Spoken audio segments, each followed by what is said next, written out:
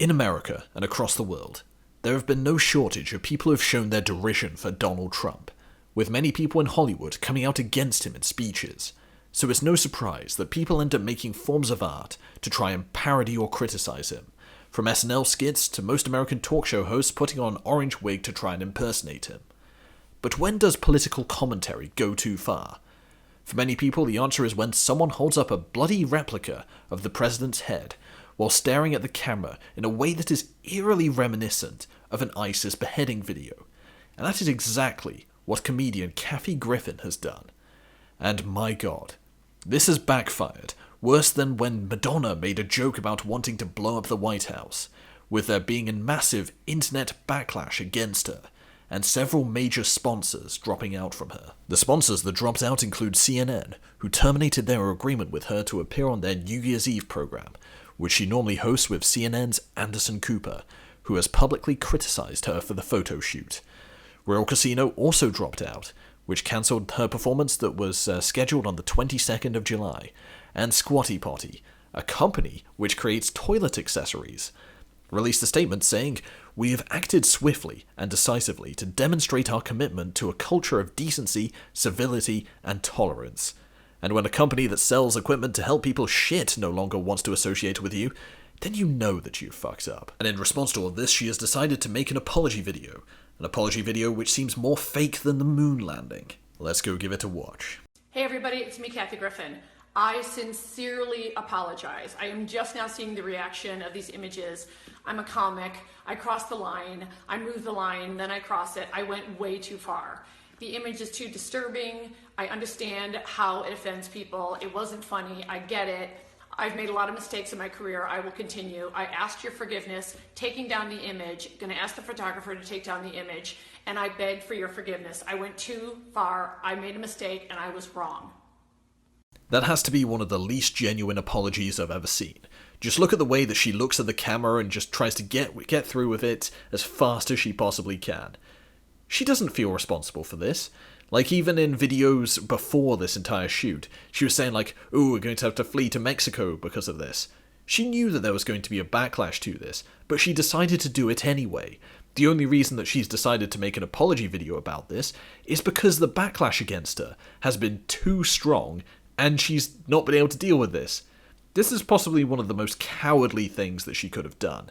Instead of sticking to her guns and saying, "Yes, I made a joke, I'm going to stick with it, no matter how horrible the joke was," she's decided to backpedal and go back on everything, meaning that she has no credibility and that her jokes are susceptible to any kind of people trying to go against her. The thing is, she did it in the first place. That was her big mistake. Why would you put so much effort into making a convincing replica of Donald Trump's head, all to hold it up and say, "Ooh, I've killed Donald Trump"? You're literally making yourself look like ISIS. You are helping the right in this situation. You are making them look like the good guys, and you're making yourself look like a terrorist organization. This was the dumbest thing that I've ever seen anyone do when it comes to politics. Sure, there were people burning effigies of Obama when he became president, but nobody high up in society decided to make, "Ooh, I'm going to make a video of beheading Barack Obama." Nobody did that. Do you know why? Because it's a stupid thing to do. Not to mention the fact that you terrorized an 11-year-old who thought that his father had been killed and beheaded. Do you know that Baron Trump ended up finding the video online and thinking that his father had been beheaded? This is a terrible thing to do to people. And one line that I take particular offense to in this video is, "I'm a comic."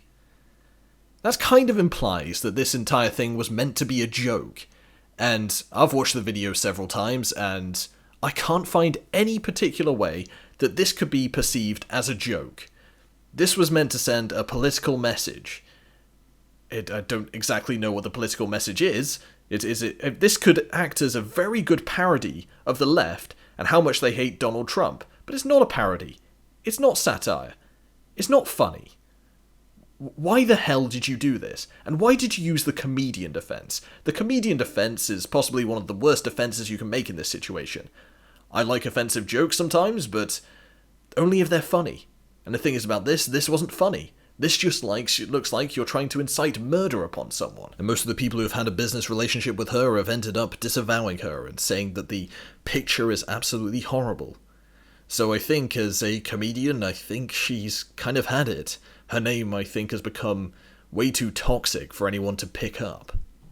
But if anything, this situation has brought people from both the left and the right together, with Michael Jolett saying, "I think Trump is a disaster, both as a president and a human being.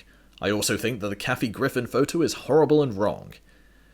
And in the end, isn't that what we all like? Everyone coming together against a common enemy, and today it just so happens to be Kathy Griffin. Have a good one, Kathy. I think you're going to need all the luck you can get.